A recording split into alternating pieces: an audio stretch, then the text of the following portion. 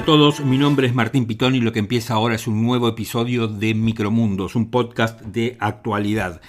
Este episodio lo he titulado Causa Cuadernos, la matriz de la corrupción kirchnerista al descubierto. Un título largo, pero es lo que me parece a mí que empieza a destejerse a partir de la semana que acaba de concluir, con un montón de fallas, con un montón de errores por el sistema judicial, ¿no? Por la corta mentalidad de los jueces.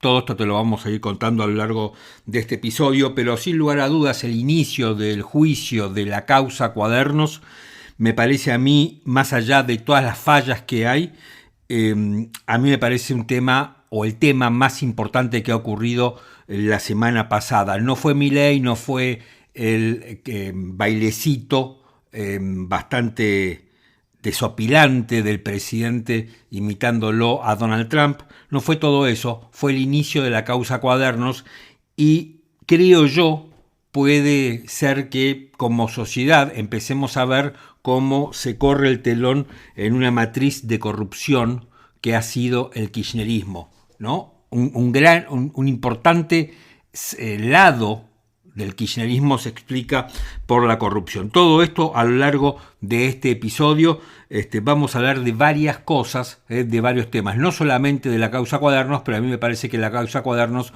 fue el tema más importante. A todo esto, si tienen ganas, si les gusta Micromundos, suscríbanse para hacer crecer esta comunidad, dennos un like, pónganos 5 estrellas, recomiéndennos, ayúdennos a crecer si les gusta. Si les gusta más todavía, lo que pueden hacer, que nosotros vamos a estar encantados y chochos de la vida, es que nos inviten con un cafecito para ayudarnos a financiar este emprendimiento que queremos tanto.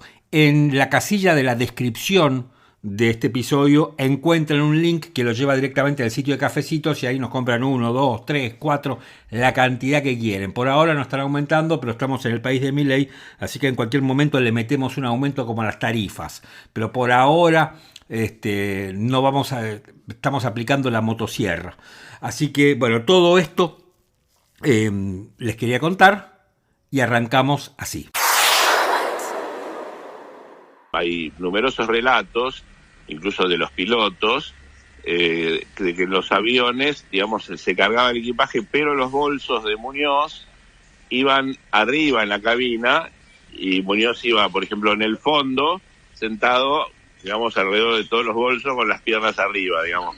No iban con el equipaje. Qué bárbaro. Y cuando llegaban al sur, despedían a todos por 1 hora, iban 2 o 3 personas solamente hasta la casa donde lo guardaban en una bóveda. Es muy impresionante escuchar al fiscal federal Carlos Stornelli explicando, de acuerdo con relatos que están en la causa, cómo viajaba Muñoz. Muñoz era el secretario de los Kirchner. Muñoz fue una persona que ya falleció, y que habría lavado algo así como $70 millones, se presume que obtenidos a través de este mecanismo entre empresarios y funcionarios, ¿no? Por el pago de coimas. Hay algunos que dicen que estos son $300 millones, otros que dicen que son $60 millones, hay de todo, 60 no creo, pero lo cierto es que incluso la viuda de Muñoz ha declarado como arrepentida. Bueno, hay muchos cuestionamientos con este juicio de parte de, diría yo, por un lado, de cómo va a ser el juicio. Ustedes saben que la justicia ha decidido, mejor dicho, el tribunal ha decidido que de aquí a fin de año haya solamente una audiencia por semana de 6 horas. Realmente un despropósito porque de esta forma no tiene ningún sentido la oralidad del juicio. O sea, la oralidad en un juicio tiene que ver con la inmediatez, con la publicidad de ese juicio. Digamos, hay algunos que calculan que este juicio, a este ritmo, aun cuando a partir del año que viene está previsto que se dupliquen, es decir, que haya 2 audiencias por semana, tardaría algo así como 5 años, ¿no? Algo que es ridículo. Quiero leerle 2 párrafos de una nota que publicó Francisco Carrió en la revista Seúl. Francisco Carrió es abogado de la UBA, es máster en Derecho por la Universidad de Luisiana y está especializado en Derecho Penal por la Universidad Torcuato Di Tella. Además es visitante en la Columbia University. Dice Francisco Carrió en este artículo de hace 2 o 3 semanas en la revista Seúl: no es exagerado pensar en una década para el juicio de la causa Cuadernos. Si el año judicial tiene 46 semanas y cada indagatoria, los 84 acusados, requiere una audiencia, ya tenemos casi 2 años solo de indagatorias, o la mitad si se confirman las 2 audiencias por semana. Si luego hay que examinar a los testigos y peritos y permitirles a las partes hacer preguntas, calculando 3 testigos por jornada, tenemos que agregar otras 209 jornadas. Luego hay que prever tiempo para alegatos, palabras finales y cuestiones incidentales que surjan en las audiencias. Todo esto da un mínimo de 5 años y un máximo de 10, sin incluir recursos de casación y recursos ante la Corte Suprema. Por otra parte, nadie puede pretender que un juez recuerde con precisión hechos relatados por testigos y acusados varios años antes. Ante esta situación y los imprevistos que puedan surgir, es difícil calcular, dice Carrió, cuántos años insumirá el juicio, pero seguramente se llevará la vida de varios imputados quienes no vivirán lo suficiente para concluir el larguísimo trámite del proceso. Es impresionante. Y acá, lo que va, el párrafo siguiente, Carrió hace una comparación con lo que fue el juicio de las juntas. Hasta ese momento, en el año 1985, tal vez el juicio más, no solamente más importante, digamos, por el objeto del juicio, sino también, digamos, como el más aparatoso, en el sentido de la cantidad de testigos. Si bien se juzgaban muchas menos personas, bueno, había muchísimos testigos. Dice Carrió sobre ese juicio: en 1984 y 1985 nuestros tribunales federales llevaron adelante uno de los juicios más trascendentes de la historia moderna con esfuerzo, dedicación y trabajo duro. Me refiero a la Cámara Nacional en lo Criminal y Correccional Federal y al juicio de las juntas, donde se juzgó a 9 imputados y declararon más de 800 testigos. Aquel juicio insumió apenas 1 año y 2 meses, desde la avocación del expediente por parte de la Cámara en octubre de 1984 hasta el dictado de la sentencia condenatoria en diciembre de 1985. Bueno, esto era 2 párrafos de un artículo muy bueno que escribió este jurista Francisco Carrió en la revista Seúl, que a mí me parecía interesante compartirlos con ustedes. En este caso hay 86 acusados, de los cuales 64 son empresarios.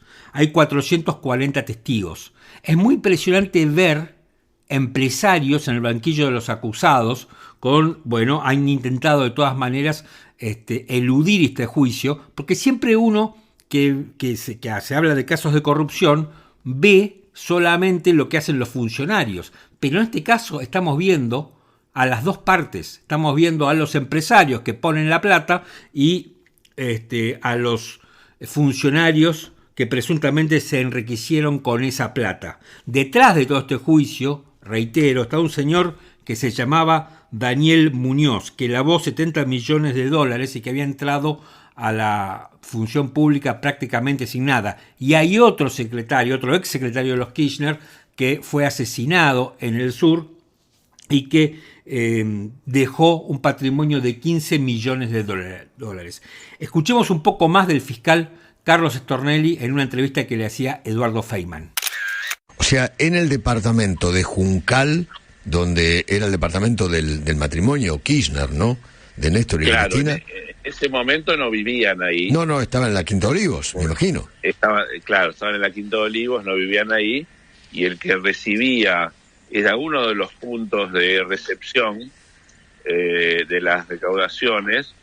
Los otros 2 puntos eran la Casa de Gobierno y la Quinta Presidencial. Uh-huh. Por ejemplo, dependiendo de quién era el recaudador. Sí. Por ejemplo, digamos,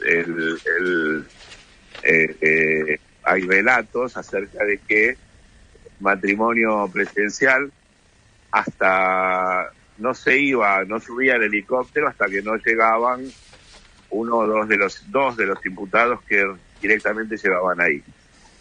Con los bolsos llenos de dólares. Exacto, sí. Y había también un mecanismo de traslado, digamos, de traslado del efectivo en los vuelos semanales al sur, en los aviones presidenciales, que de eso se ocupaba personalmente Muñoz. Bueno, es muy impresionante escuchar el relato de Stornelli hablando de bolsos llenos de plata, ¿no? En un país completamente empobrecido, bueno, había un grupo que se enriquecía a costa de todos nosotros, en definitiva, ¿sí? Hay un señor que se llama Ernesto Clarence. Ernesto Clarence fungía como un asesor en finanzas de Néstor Kirchner. Y Clarence, que me parece que está dentro de los arrepentidos, dijo que se inflaban los precios de las licitaciones en un 20%, y esto era 10% para la coima en sí misma y 10% era dinero negro, ¿no? A ver, dentro de lo que son el grupo de empresarios, ¿no? Hay distintas posturas. La más, diría yo, pornográfica ha sido la de Ángelo Calcaterra, el primo hermano de Macri, que continuó con los negocios de la familia Macri. Y Calcaterra trató de evadir el juicio diciendo que lo que había hecho eran aportes de campaña. Entonces, que esta causa, en definitiva, tenía que tramitar por ante la justicia electoral. Y de esa forma, el tipo podía zafar porque un aporte de campaña irregular tiene una pena mucho menos severa que si sos parte de una asociación ilícita o si provees a una asociación ilícita. Entonces, quiso zafar de esa manera. En un primer momento la justicia falló a su favor, después hubo una apelación y casación lo revocó. Aldo Rollo, por ejemplo, otro de los grandes empresarios argentinos, uno de los dueños de Argentina, que está imputado, admitió que pagó $1.200.000 después de regatear, que hablaba con Jaime, que negociaba con Jaime, y que lo hizo porque si no les pagaban y le frenaban todas las obras. A ver, en definitiva, cuando no le pagaban una obra, cuando se frenaban las obras, para apretar a los empresarios a que pagaran una coima, los perjudicados éramos todos nosotros, porque esa obra se suponía que iba a permitirnos vivir mejor. Y cuando se le pagaba coimas, o cuando los empresarios pagaban coimas, también nos perjudicaban a nosotros, porque esa plata, en definitiva, al fin y al cabo, terminaba saliendo de nuestros impuestos. Así que, esto es para que no nos olvidemos de las cosas, ¿no? Bueno, también, te contaba de Ángelo Calcaterra, te cuento de Pescarmona, que dijo que junto con otros empresarios, dijo que si no pagaba las coimas, quebraba. El caso de Techint es un caso bastante especial, porque creo que estuvo procesado Paolo Roca en su momento, pero después Techint dijo una historia bastante extraña. Ustedes recordarán que en la Venezuela de Chávez a Techint le expropian una empresa que se llamaba Sidor.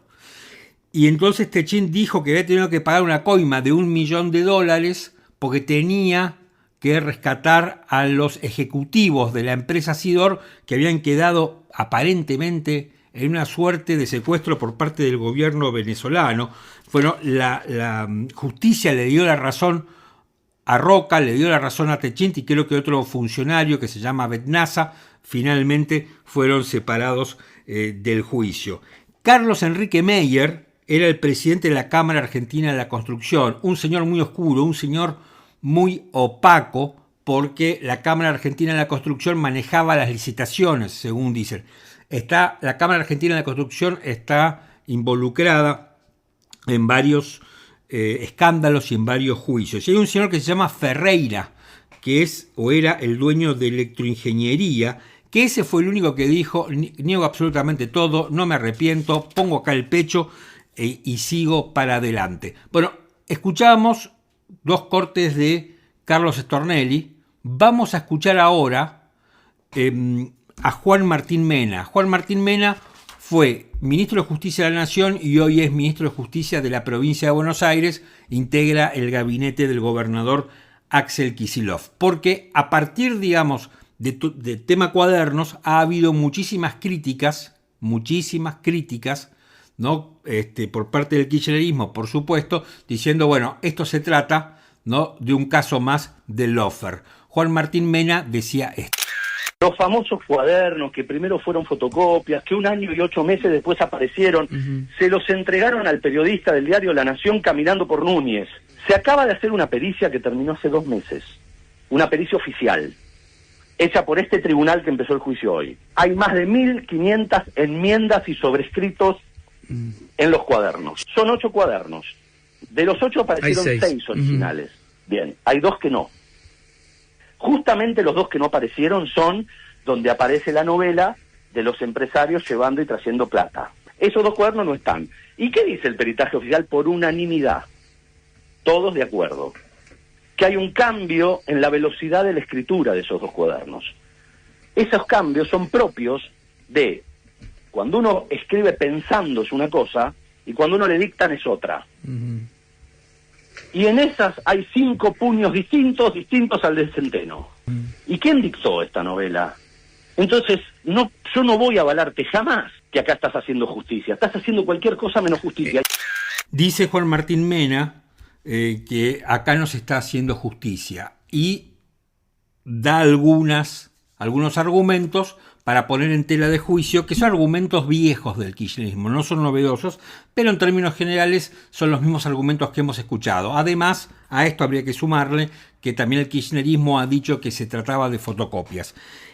El problema para mí que tiene el argumento de Juan Martín Mena es el siguiente.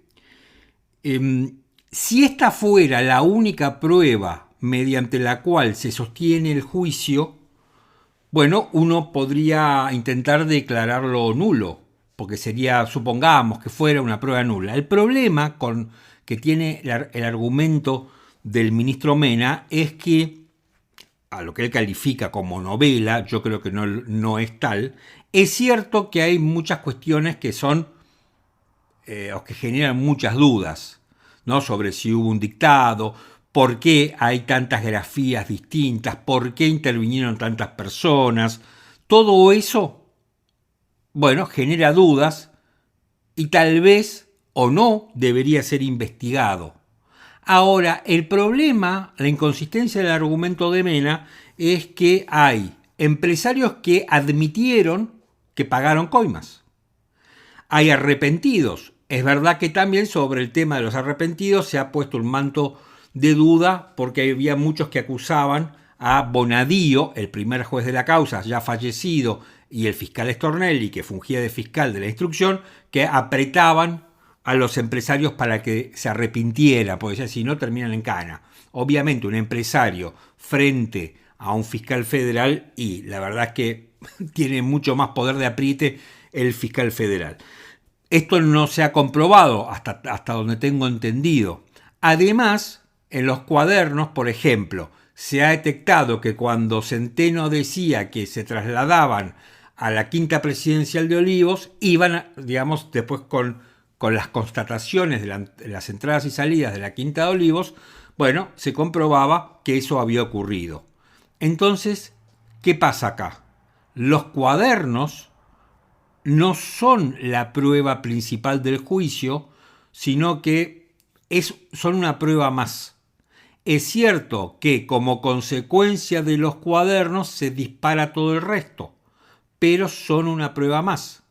Y los jueces, cuando tienen que merituar la prueba, es decir, cuando tienen que analizar la prueba y decir, bueno, esto, digamos, con esto probé esto, con esto se probó aquello, hacen una valoración en su conjunto, no analizan las pruebas en forma aislada. Entonces, es cierto que pueden haber participado varias personas, pero hay que ver si esa participación de varias personas generó una distorsión en la información que se estaba revelando. Le dictaron a Centeno, la verdad que es medio extraño de saber. Ahora, están los arrepentidos, está la viuda de Muñoz, por ejemplo, que es una arrepentida, está ahí. Digamos, no tiene nada que ver con los cuadernos, y ahí está.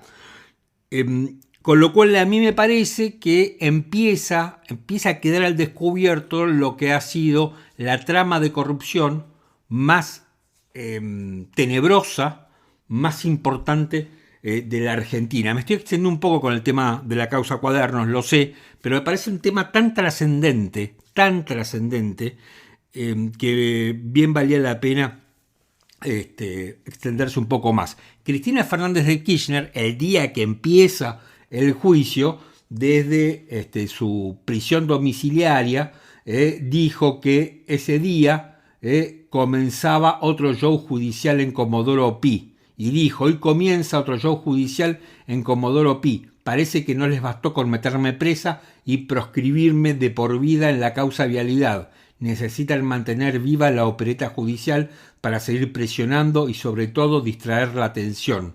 Señaló que el juicio no responde a un calendario judicial sino político y que la causa estuvo lista para ser descongelada cuando hiciera falta. Además, en su posteo, la expresidente criticó que el proceso comenzara justo cuando en el país se debate el fuero del trabajo y de las jubilaciones, insinuando que todo esto es una especie de cortina de humo para desviar la atención pública del ajuste y otros temas sensibles.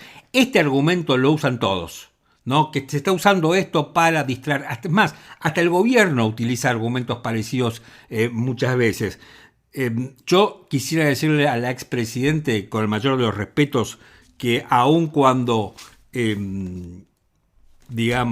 alguien quisiera utilizar la causa Cuadernos y todo este entramado de corrupción, de matrix corrupta del kirchnerismo, es muy difícil que nos hagan olvidar de lo que está haciendo Milei, ¿no? El ajuste, la privación, cada vez más gente sin trabajo, bueno, va a ser muy difícil. Y ya que estamos con un tema de corrupción, vamos a otro tema de corrupción. Lo que vas a escuchar ahora es al doctor Marcelo D'Alessandro, que 50 días después que estallara el escándalo Españolo, bueno, dice ahora D'Alessandro, que hace poco asumió la defensa de Españolo, que Españolo en las grabaciones no era Españolo. Nosotros no tenemos acceso a la causa. Lo único que tenemos acceso a lo que nos brinda Mauro Federico. Eso que Mauro Federico brinda y suministra a la justicia es falso.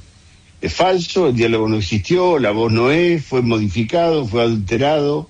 Pero perdóneme, entonces, ¿la voz no es la voz de Españolo? ¿El que habla no es Españolo? Entendemos que no, porque ese diálogo no existió. Ahora, ¿por qué renunció Españolo a su cargo si esto era falso? Él renunció, pero el fiscal Picardi utiliza como argumento que fue despedido y que fue echado. Y él no fue echado. No, él renunció, por eso le pregunto, ¿por qué renunció? ¿Por qué renunciaría alguien si lo que se difunde es falso? Porque estaba en una situación de gran tensión mediática y no obtenía la suficiente fuerza como para soportar el proceso judicial en que está embarcado manteniendo un cargo. Lo que dice el doctor Marcelo D'Alessandro, ahora defensor de Diego Españolo, ex titular del Landis, es bastante poco creíble. A ver, en primer lugar, entiendo, por supuesto, que él es abogado defensor, con lo cual tiene que utilizar los mejores argumentos, independientemente que sean ciertos o no, para defender la postura de su cliente. La primera cuestión es por qué razón Españolo tardó 50 días en, decir, che, esto es mentira, me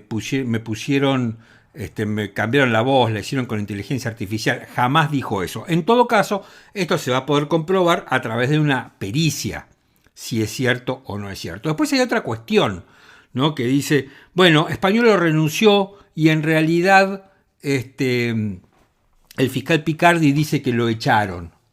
Bueno, en un momento el que empezó a decir que lo echaron era el gobierno. No me acuerdo si fue directamente Milei o Manuel Adorni que dijo que lo habían echado. De ahí surge. Ahora, cuando uno ve el decreto, ¿no? Y yo me fui a ver el decreto, que es el 599/25, dice que a Españolo le limitan las designaciones. no dice que lo echan, que lo separan del cargo.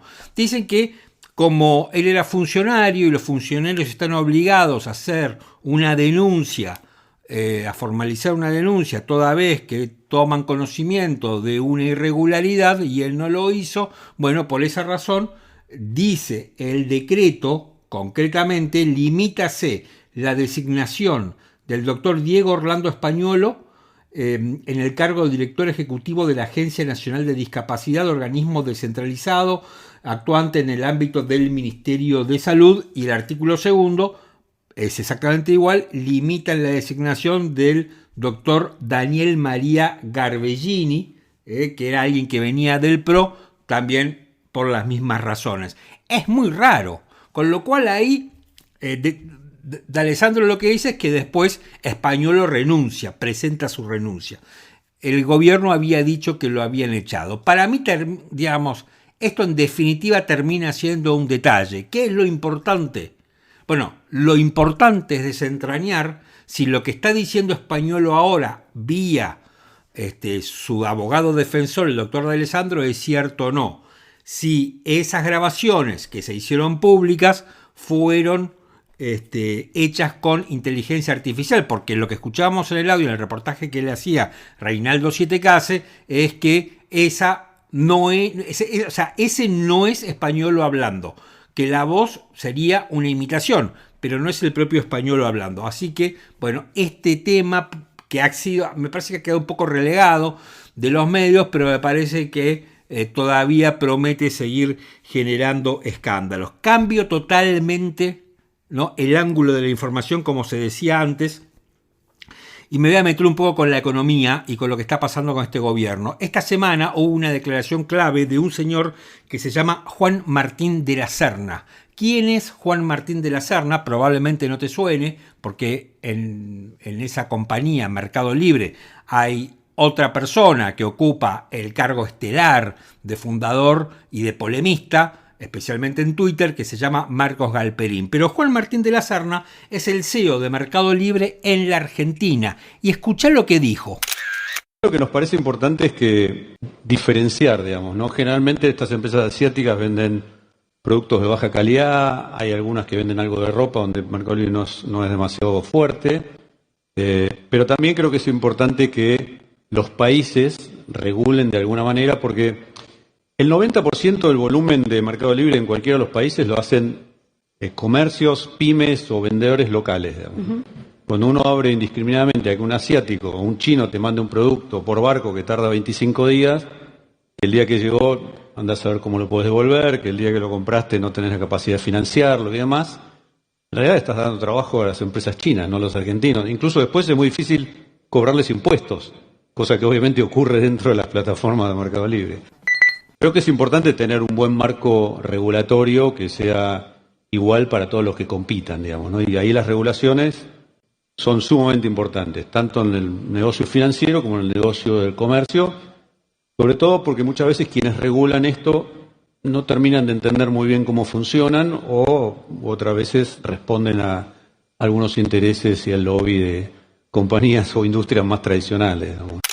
Como se podrán imaginar, estas declaraciones causaron asombro y sorpresa, diría yo, especialmente en el universo libertario, ¿no? En Twitter hubo un montón de libertarios que empezaron a insultar a este señor, porque, a ver, si escuchamos lo que dice, está utilizando argumentos que perfectamente podría haber utilizado de Mendiguren en su momento. Cualquier representante de empresas argentinas que dicen, che, mirá, me están abriendo la importación de forma discriminada, entran productos a muy bajo nivel, los chinos nos están inundando, nosotros pagamos muchísimos impuestos y no hay forma de competir. Queremos competir, pero tenemos la cancha inclinada. Cuando los empresarios argentinos o empresas que no estaban cercanas al gobierno, como sí está Mercado Libre es una empresa cercana al gobierno, decían no, tenés que competir, y si no cerrá, decía el presidente, listo, si no podés tener negocio, bancátela, esto es el riesgo empresario. Bueno, decían todo eso. ¿Qué pasó ahora? Mercado Libre, de boca de su fundador, Marcos Galperín, que viene siendo un recontraoficialista, ¿no?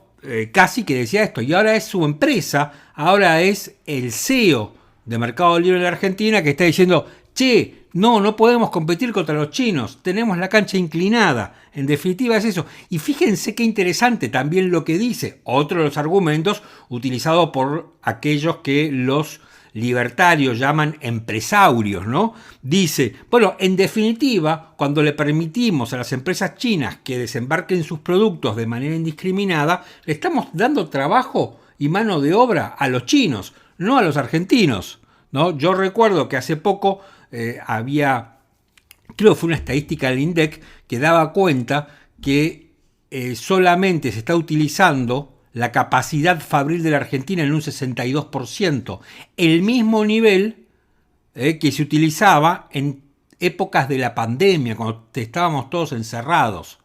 Entonces, digamos, es muy impresionante porque aquellos que se llenan la boca hablando, parece karmático, ¿no? Hablando y siendo abanderados del fanatismo libertario, porque vieron que esto hago un paréntesis, ¿no? Vieron que los libertarios siempre están enojados, gritan, todo es grandilocuentes, se abrazan, Milei abrazado con uno, se abraza, se frota, después lo reputea, le dice de todo, ¿no? Le bloquea el teléfono, ¿viste? Van de un lugar al otro sin pasar por el medio, que es por lo general el lugar más productivo, ¿no? En cualquier discusión, en cualquier conversación, en algún punto tenés que estar por el medio. Bueno, esto no, todos los galperín diciéndole cucas, insultando periodistas, diciendo todo, ahora resulta que su empresa tiene problemas. Y su empresa tiene problemas no por el riesgo cuca, no porque hayan ganado los kirchneristas, tiene problemas con el gobierno que él apoya. Pero no es apenas una medida que uno puede, por supuesto que uno puede no estar de acuerdo, aun cuando sea oficialista, no necesariamente tiene que estar de acuerdo con el 100% de las medidas que tome un gobierno, al que apoya. Pero está en desacuerdo, uno de sus principales ejecutivos está en desacuerdo con lo que es el núcleo de pensamiento, de espíritu de este gobierno. No está de acuerdo con una medida, tal vez con una apertura determinada o con una medida administrativa. Está en desacuerdo con el corazón del gobierno. Entonces a mí me parece perfecto, a mí me encanta que haya libre comercio. Lo que también me gusta es que haya iguales condiciones. Bueno, cuando uno decía esto lo tildaban de kirchnerista y de zurdo. Ahora, yo no creo que de la Serna, aunque comparte apellido con el Che, sea zurdo. Y hablando de zurdos, ¿no? Ya que estamos hablando de zurdos, y también tiene que ver un poco todo esto, pero se ha generado una gran polémica en todo el mundo. En la Argentina de los exabruptos libertarios no podíamos estar exentos con el triunfo del señor Zohran Mamdani como alcalde de los Estados Unidos, que su discurso de Asunción le habló en estos términos a Donald Trump. Está en inglés, lo voy a explicar después. So Donald Trump, since I know you're watching, I have 4 words for you. Turn the volume up.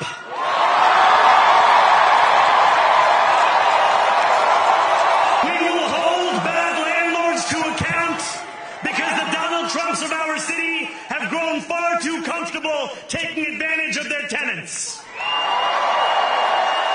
We will put an end to the culture of corruption that has allowed billionaires like Trump to evade taxation and exploit tax breaks. And as of tonight, led by an immigrant. So hear me, President Trump, when I say this. To get to any of us, you will have to get through all of us. Bueno, ahí lo escuchabas a Mamdani, el flamante alcalde de New York, musulmán, 34 años, hace 7 años que es ciudadano norteamericano y ha generado un revuelo impresionante. Incluso acá en Argentina ha generado un gran revuelo porque los libertarios más o menos han dicho cualquier cosa, que es un comunista.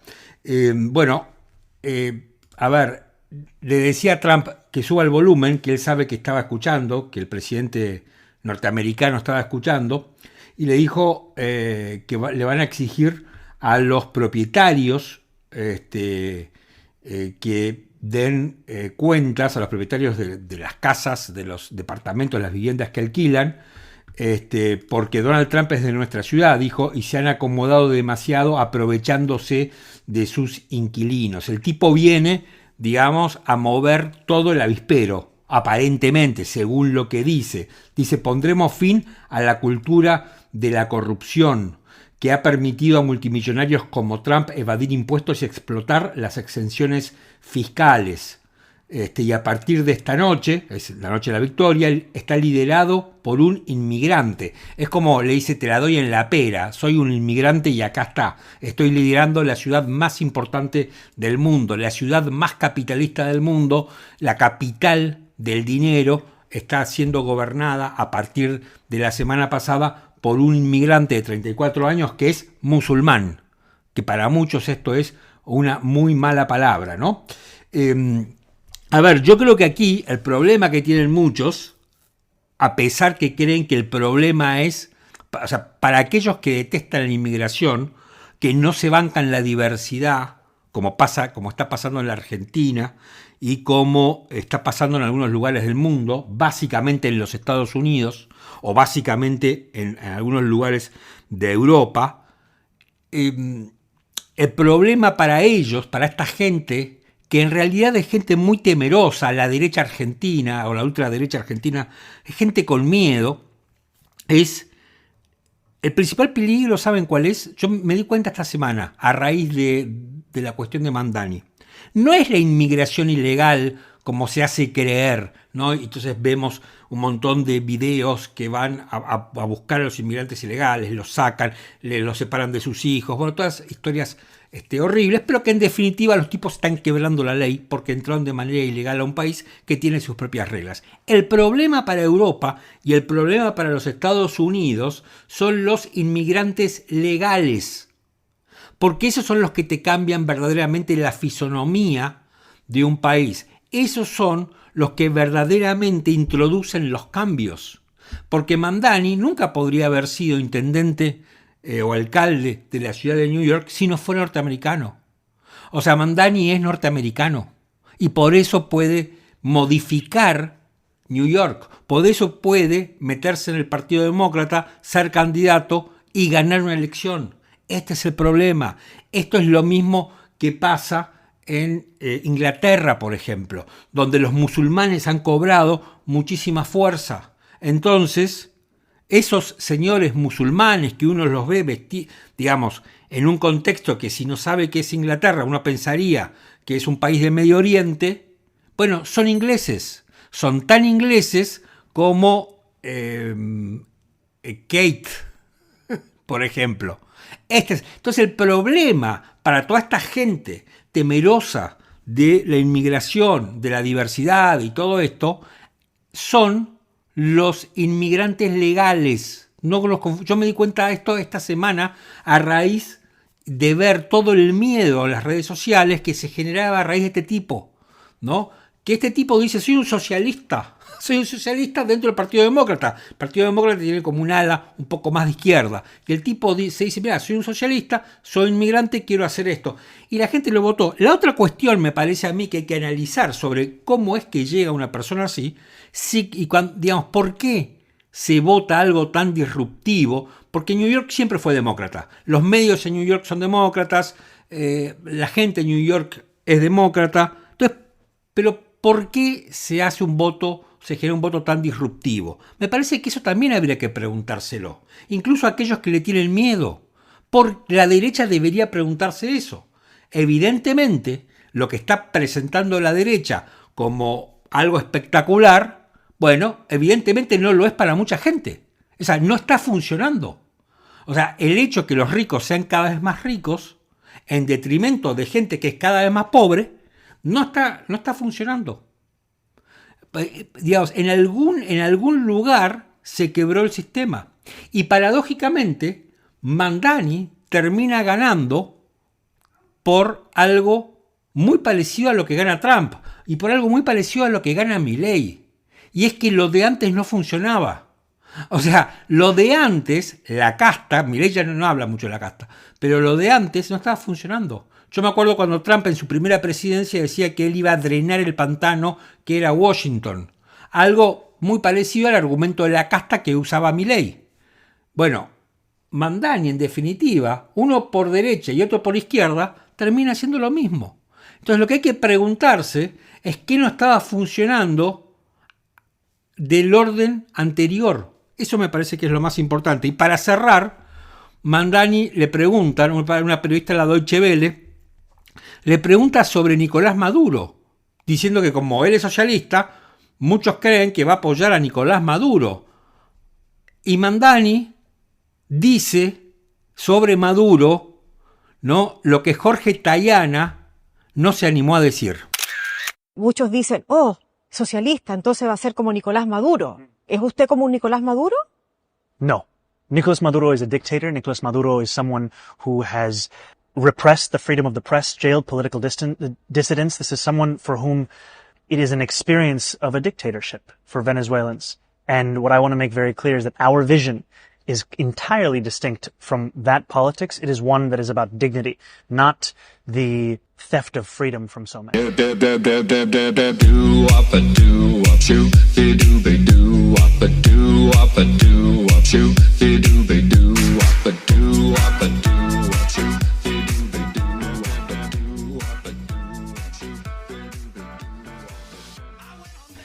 Realmente impresionante lo que decía Mamdani, Dijo directamente que Nicolás Maduro es un dictador, que ellos están completamente alejados de la concepción que tiene Maduro, que Maduro ha suprimido los derechos y ha suprimido la libertad de expresión. Así que fue contundente. Aquello que Jorge Tayana no pudo, no quiso decir, lo dijo directamente Mamdani, un señor que no es de la ultraderecha, que se define como un demócrata socialista. Bueno, estamos llegando al final de este episodio de Micromundos.